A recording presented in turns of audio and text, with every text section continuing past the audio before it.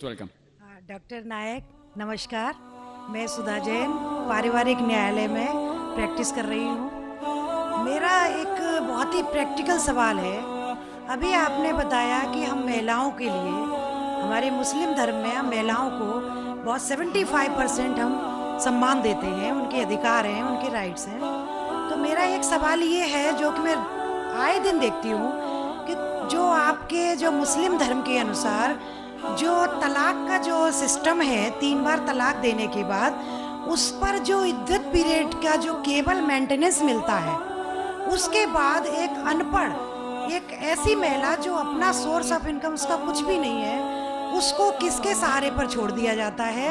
हमारा धर्म जो मुस्लिम धर्म है उसमें कोई ऐसी व्यवस्था कर दी जाए जिससे कि ऐसी महिलाओं को जीवन जो आसानी से कट सके। Thank you. बहन ने एक बहुत अच्छा सवाल पूछा। उन्होंने ये कहा कि इस्लाम मज़हब में जब किसी का तलाक होता है तो बहुत से अनपढ़ ख़वातीन जिन्हें इल्म नहीं होता, उनको जीने के लिए कुछ पैसा नहीं होता, तो कुछ ऐसा मेंटेनेंस जिस तरीके से होना चाहिए कि नहीं। जो इसके मेन वजह है जो आज के माशरे में ये हो रहा है वो है कि इस्लाम का कम इल्म होने के वजह से ये चीज़ हो रही है।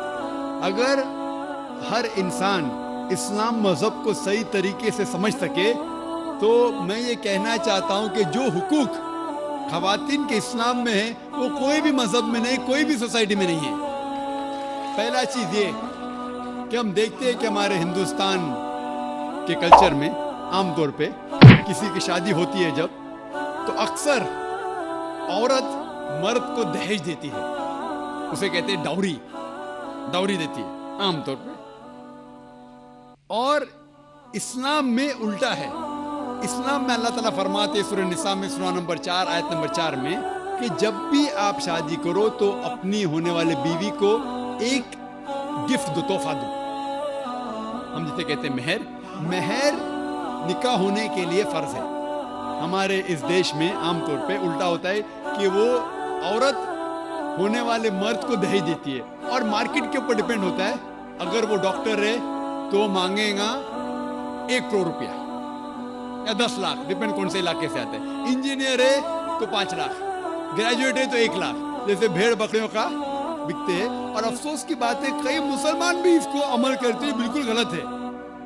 इस्लाम में दहेज लेना औरत से जबरदस्ती बिल्कुल हराम है। उल्टा होने वाले शोहर को महर देना चाहिए और अपने बराबर का महर देना चाहिए। लेकिन अफसोस की बात है कि दहेज लेना छोड़िए, अगर हिंट भी देना, दहेज को हिंट देना कि मेरा बेटा मर्सिडीज कार में घूमना चाहता है, हिंट दे रहे कि उसको दहेज में मर्सिडीज कार चाहिए। मेरे बेटे को 4 बेडरूम फ्लैट में रहने की आदत है, इंडिकेशन, हिंट दे रहे कि मुझे दहेज में 4 बेडरूम का फ्लैट चाहिए। ये बिल्कुल इस्लाम में हराम है। जबरदस्ती मांगना, अगर खुशी से, अगर उस लड़की के वालिदैन कुछ देना चाहते तो आप ले सकते खुशी से, जबरदस्ती आप ले नहीं सकते ना। आप उसको हिंट दे सकते कि मुझे फ्लैट दो या पैसा दो। इस्लाम में उल्टा है। इस्लाम में औरत को महर मिलता है शादी में, और महर निकाह होने के लिए फर्ज है। और महर ये खुद औरत भी तय कर सकती है कि मैं तुमसे शादी करूंगी जब तक आप मुझे 1 लाख रुपया नहीं देंगे। वो अलग बात है कि वो गरीब शौहर है, गरीब आदमी बोलेगा मैं 1 लाख नहीं है, आप कोई दूसरे मर्द को ढूंढो, मैं दूसरी लड़की को ढूंढूंगा, ये भी जायज है। तो वो लड़की दूसरे शौहर को ढूंढेंगी, ठीक है ना। लेकिन वो कह सकती मुझे 1 लाख चाहिए, 5 लाख चाहिए, 10 लाख चाहिए, कुछ भी कह सकती है। अगर शौहर के पास कुवत है वो देगा, नहीं कुवत है तो नहीं देगा।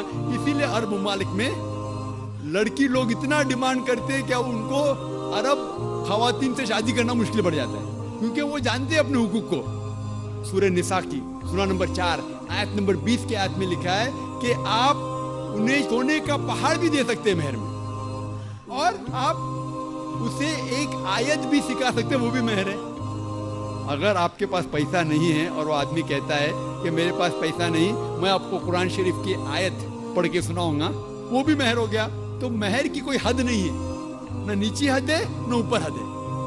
अपने अपने स्टेटस के अकॉर्डिंग वो मेहर तय कर सकते हैं। और ये मेहर की कई वजह है। एक वजह है कि मिसाल के तौर पे اس لڑکی کے والدین نے اس کی پرورش کی, اسے گریجویٹ بنایا, تعلیم کے اوپر خرچہ کیا, تو مہر ملنے کے بعد اس عورت کی وہ اپنی جائیداد ہو جاتی ہے. وہ چاہے اپنے والدین کو دے, چاہے خود رکھے, یا اس کو کوئی بزنس میں لگا دے, کوئی تجارت میں لگا دے, اس کا حق ہے. تو مہر اس کی خود کی جائیداد ہے, وہ کچھ بھی کر سکتی ہے. اور مہر کا کوئی فکسڈ اماؤنٹ نہیں ہے, چھوٹا بھی ہو سکتا ہے, بڑا بھی ہو سکتا ہے. اور اس کے علاوہ یہ مہر اگر خدا نہ کرے, اللہ نہ کرے, اگر طلاق ہوتا ہے, ڈیورس ہوتا ہے, تو یہ مہر اس کے کام آ سکتا ہے. لیکن لوگ کو غلط فہمی کہ مہر صرف طلاق کے لیے, ایسا نہیں بات. وہ مہر لے کے خود کو بزنس میں لگا سکتی ہے, اپنے والدین کو دے سکتی ہے. اور جہاں تک کہ اس کا خود کا سوال ہے, اسلام کے اندر جتنے فائنینشیل ایسپیکٹس ہے خرچہ اس کا, شادی کے پہلے ذمہ داری ہے اس کے والد کی اور اس کے بھائی کی, شادی کے بعد ذمہ داری اس کے شوہر کی اور اس کے بیٹے کی. آل فائنینشیل ایسپیکٹ, لاڈجنگ, بورڈنگ, کلودنگ, کھانا پینا, کپڑا, سب اس کو کمانے کی ضرورت نہیں. یہ حق ہے مرد کو دینے کا. تو financially she is more strong, she is very strong financially.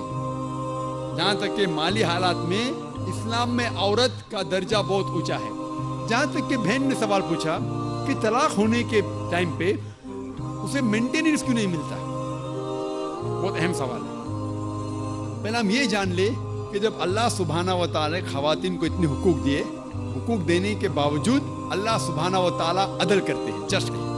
کیونکہ جب بھی طلاق ہوتا ہے, جب بھی طلاق ہوتا ہے, گھاٹے میں جاتا ہے مرد اسلام میں زیادہ.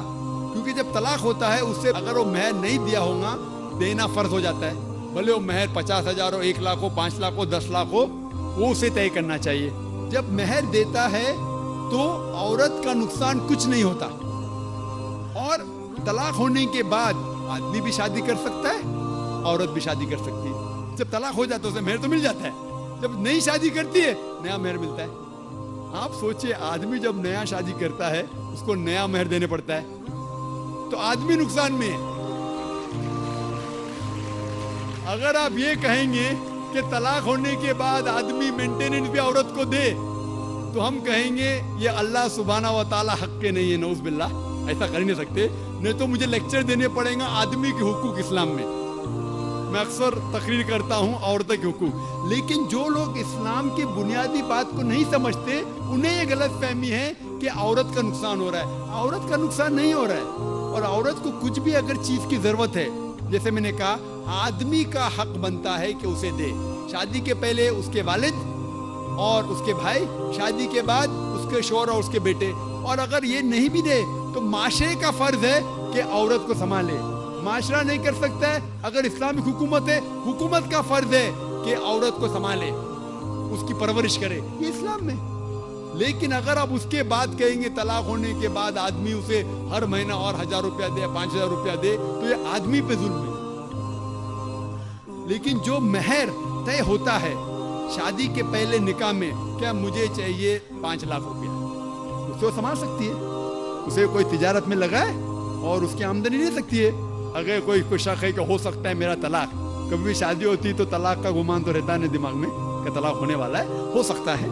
لیکن اس کے لیے اسلام نے اسے الحمدللہ کئی چیزیں سے حفاظت کی ہے. تو مہر جو ہے اسے کئی فائدے ہیں. اور اس کے باوجود حدیث محمد صلی اللہ علیہ وسلم کی کہ اگر کوئی آدمی اپنی بیٹی جس کا طلاق ہوتا ہے اس کی حفاظت کرتے تو بہت ثواب ملتا ہے.